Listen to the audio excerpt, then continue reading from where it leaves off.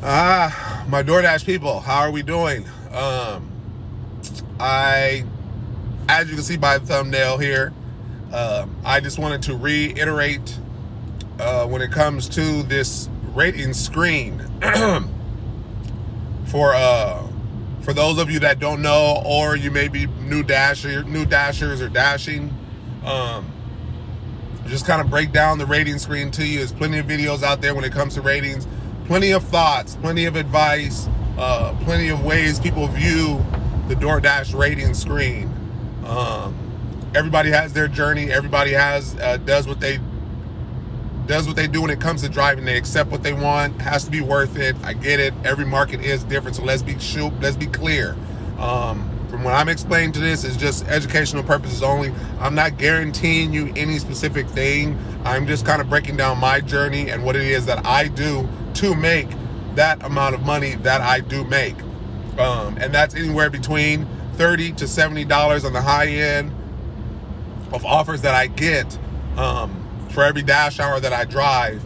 And for those that know how that dash hour works, they know, but the people that don't, I do have a couple of videos if you want to look at my video list, and I will link these videos in the description if you want to check them out. But I found a loophole that allowed me to drive every dash hour that I drive scheduled.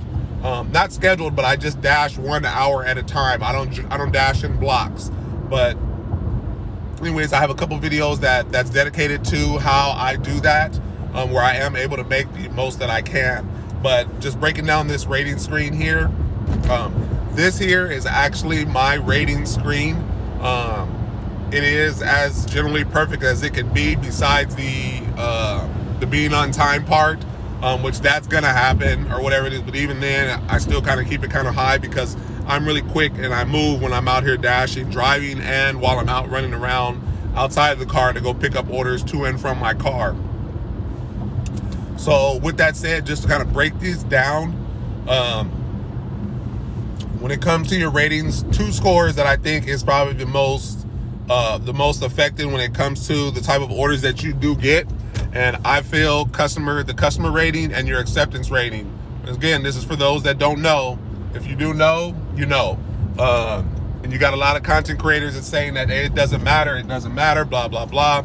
Of course, your ratings is going to be how you accept and how you deal with customers in terms of service. Now, if you're a crappy driver and you're always giving an attitude, whether it be about tips or this and that or blah, blah, blah, expect to get a low rating score.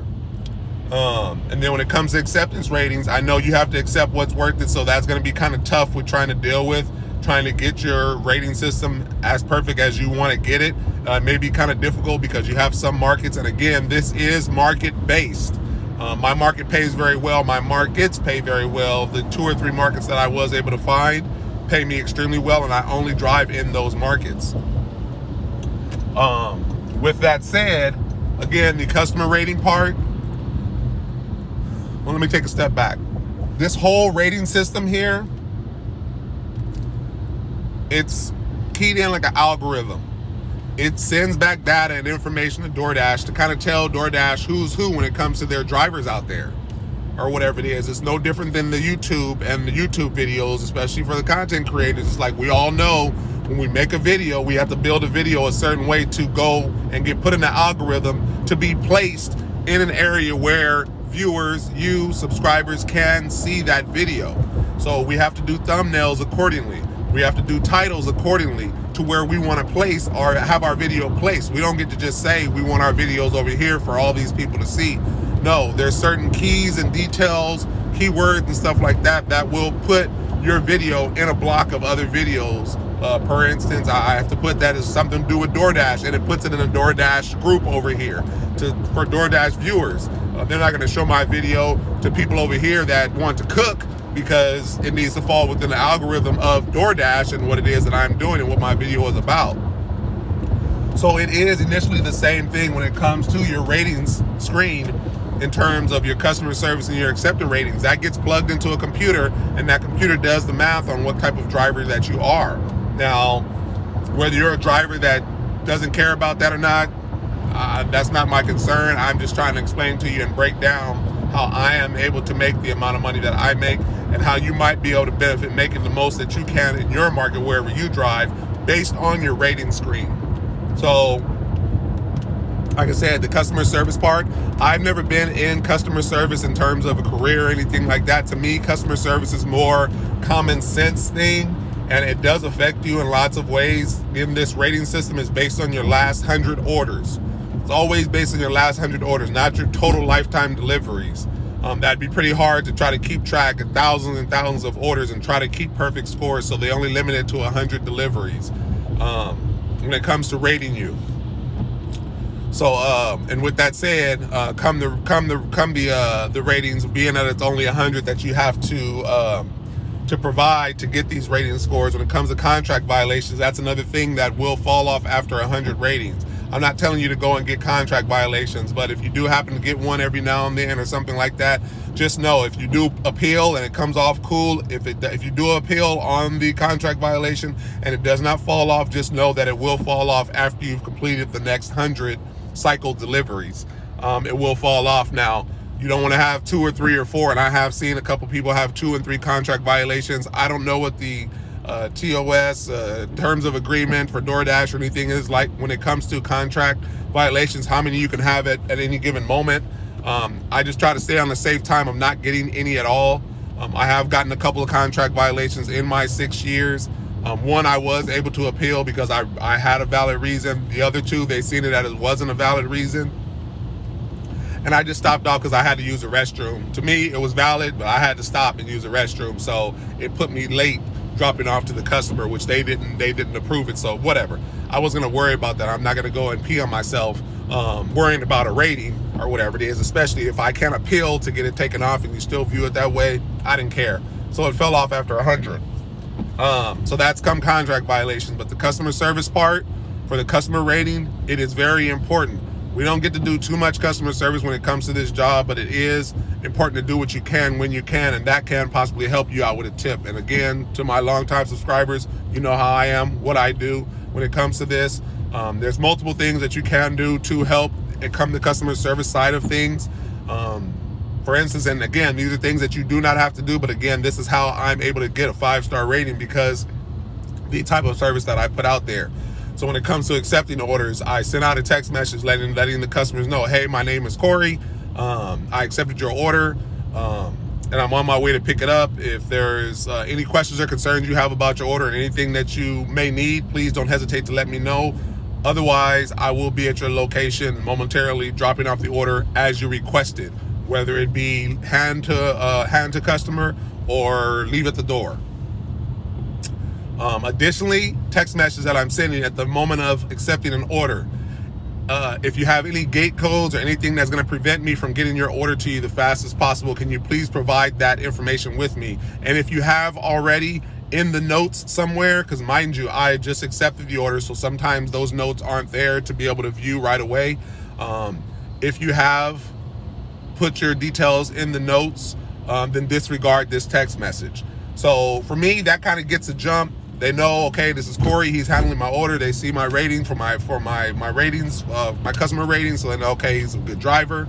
I send out that message, let them know who I am. This is kind of secure and alert them that I'm going to be handling their order with the most care as possible. And then, of course, the message is kind of jumping ahead to get gate codes and stuff like that. This goes back to the quickness of how I make my deliveries, because I'm already getting that information, codes, stuff like that. There's a lot of people that don't provide that information, but I'm already getting gate codes, any kind of GPS instructions that they may want to point out or whatever it is. I'm getting all that before I even get to the restaurant to pick up their food or whatever it is, because the last thing you want to do is try to get all that information once you get to their gate. You can kind of tell when it comes to apartments where they're going to be delivering to. Is it going to be suite B or suite blah, blah, blah. So at that point, I'm already kind of like, okay, is there any gate code stuff? Because it's already common sense that I could see an apartment or a suite number there, just to kind of let me know. So I get a jump on that. It's time I don't have to waste later. Again, that's some customer service when it comes to that. And then obviously I pick up my order. I'm just as quick as I could possibly be. I take my picture and I'm off, or I hand it to them in hand, and that is it. But I do provide the absolute best when it comes to customer service, when it comes to shop and deliver orders.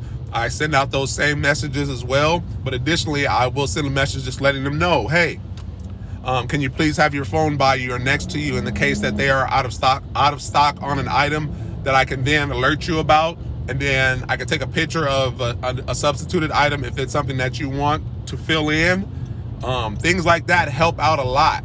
I get a lot of messages saying, wow, I never get messages like this, or thank you, or this and that. I know that helps a lot to get me a 5-star rating. As long as I do the shopping, get them all their items, and if I don't get all their items, I am in communication with them. I'm not just issuing refund or just putting no substitutions available. Every item that is out of stock, I'm calling them and or text message them. I'll text message them first. If they don't pick up, then I'll call them and I'll tell them. At that point, if I can't reach you, I can't reach you. So I'll have to issue a refund and put no substitutions available. But for every item, I make sure I reach out and say, hey, they're out of stock this. Would you like something else? Just let me know and I can add it in as a sub item. To me, again, common basic customer service that I feel is like common sense wise. A lot of people don't have that common sense up top or whatever it is, and they wonder why they don't get the scores that they want when it comes to rating you or whatever it is. I know we deal with a lot of unruly customers. There's a lot of customers that are just crappy out there, and I get it. I try to blow them off, kind of sweep them into the corner somewhere. I don't let it bother me too much. I do have my customers where I do deal with drama or some situation, but I still do the best that I possibly can, because the odds are always going to be against you.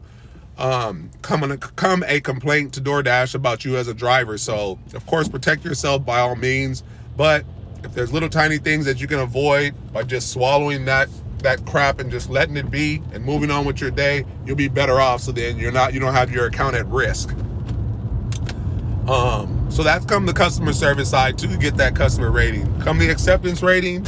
Again, as you know, my market, and this is market based. Again, how I'm able to accept 100% of my orders. Again, I have my kind of miles my pay per miles area is kind of $3 to $5 per mile, roughly, to be honest with you. So that is how I'm able to accept 100% of my orders. I don't even look at to see where they're going. When the order comes through and I hear the ding, ding, ding, I just go in and accept it. I don't worry. I'm not concerned, because I already know it's going to pay me accordingly, whether I have to drive a quarter of a mile for a delivery or if I have to drive 15 miles away. And a 15-mile delivery for me is something close to $30 or whatever it is, which I could probably do in a half hour. So I'm accepting everything, and that's how I am able to get 100% of my orders accepted. Along with that is the completion rating, which again, I feel is important, not as important as the customer and acceptance rating, but just kind of falls right under the acceptance rating, because if you accept an order, then you should be completing the order. Now, there's some times where you have to unassign, and then that's going to drop you down, of course. So that's going to be a case-by-case basis there. Outside of that, I'm not seeing why people have accepted orders, picked them up, and then were not able to deliver them. It was like, what was the reason? Did you have to take the food back? What actually happened that you weren't able to fully complete the order? And DoorDash customer support can just write it off and close the order out. That puts you in a bad score. So the completion rating, it should kind of be right there along with your acceptance rating, but sometimes I see it way off, and I'm just kind of like, wow. But with that said, people, just kind of to break down the rating screen, and again, this is how I'm able to make $30 to $70 per dash hour. Again, I have some videos that proved that theory for me when I was able to figure out a loophole to net me more money per dash hour. I don't dash in blocks. I just dash 1 hour at a time. So if you want to go check those videos out, you very well can. There's a part 1 and a part 2 video that I will link down in the description for you guys to check out. And possibly in the comments, I'll leave those links to those videos there too. But this is more, like I said, just to kind of give you the break and rundown of my rating screen and what you could possibly do to help you maximize the amount of money that you can make. Again, not to say that you're going to make what I'm making. It's a possibility, maybe not, but you can make the most you can in your market if you're going to be out here driving. I kind of look at the big picture when it comes to doing this dashing thing. I don't look at things order for order. I look at it the big picture. At the end of the day, how much money is it that I want? Of course, if I don't reach that dollar amount and I'm just too tired, fine. But if I go into this saying I want to make $200 today, I'm going to make $200 today. And if it means I have to drive an extra hour or two, fine, so be it. I have a goal in mind, and then that's how I'm able to make that amount of money that I do make. which nowadays I'm making anywhere between $1,000 and $1,500 a week now. It used to be $1,500 to $2,000 a week, but things have went down. It's gotten a little bit slower. I think it's kind of affected everybody, no matter what market you're in. It's not as busy as it was in previous times. So now I'm averaging like kind of 1,000 to 1,500. My highest being like 1,750 that I made in 1 week, which I do have a video on that about.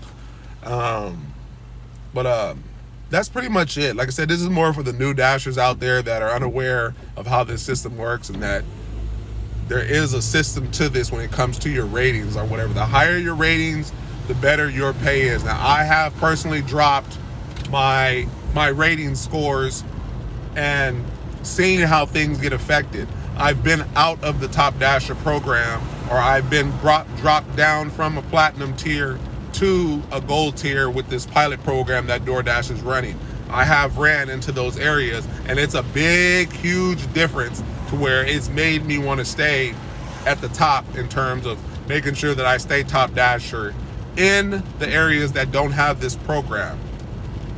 When it comes to this program, I do like to make sure that I do stay within the platinum tier. As you can see here, this is where I stand when it comes to this tier system, or whatever it is. I'm keeping my head above and afloat to stay within the platinum side, because then I still do get access to the large order program. Of course, I'm part of the pizza program or whatever, since I have a pizza bag that I ordered from DoorDash. And then I do get the highest paid orders or whatever it is. And all that makes a difference to determine how much money you're going to take home at the end of the day. And you have to understand that this rating system is not a joke. It does apply when it comes to the type of orders that get sent out. If you're just declining a bunch of orders, then you're just going to be offered those type of orders at the end of the day. And you're just going to decline more and more and more until you drop out of DoorDash and you're just going to quit. And that's just kind of how this works. You're not going to decline, and then they're just going to be sending you big offers just because you decline those offers. Every now and then you might get away with running an order like that, where you decline it and the next order comes up that may be higher or a little bit higher. But don't get it in your head that, oh, I could just decline, and I'll start getting double the pay of offers or whatever. It just doesn't work like that. A lot of orders will slip through and you'll get them, but for the most part, you're just going to continue to be sent those type of orders that you decline. So again, you have to accept what's worth it. I get it. It's a tough market to be in when you have situations like that and tough decisions you got to make, but you don't want to be out here driving for nothing. And just when I come out here and drive, I drive with the purpose of making money, and I do it as fast as I possibly can so I can get anywhere between 3 and 6 orders done in 1 hour's time. I'm really fast. I'm not out here speed racing in the car, whatever it is. I generally know where I'm going when it comes to my market. That's one thing. Learn your market, learn your streets, learn your back ways and stuff like that. If you have a GPS, learn to navigate around to where it's not just in the main traffic or whatever it is. When you park to go get your food, park quick. Go on and put a little pep in your step and get inside and get that order or whatever it is, because it could be sitting there waiting for you and you're just being a little bit slow. Nobody's telling you to run or get in an accident or fall or hurt yourself or anything like that, but just do everything as fast as you possibly and safely can. Now, from picking up the order to getting back to your car to driving to the customer, get it done as quick as you can. When you're on time and you're early, again, DoorDash sees that. They see the rating that the customers have left you, perfect score. They see you've accepted as many orders as you possibly can, if not all of them. You're completing the orders that you're getting, and you're arriving on time, whether that be to the store or arriving to the customer or whatever it is. That all gets plugged into a system. At the end of the day, that's how they're shooting these orders out. Corey is very dependable, and he gets things done. It's not to speak less on somebody else that has a lower rating or anything like that. That's not my point of this video. I'm just explaining to you, as a lot of people ask, and that's why I'm making this video.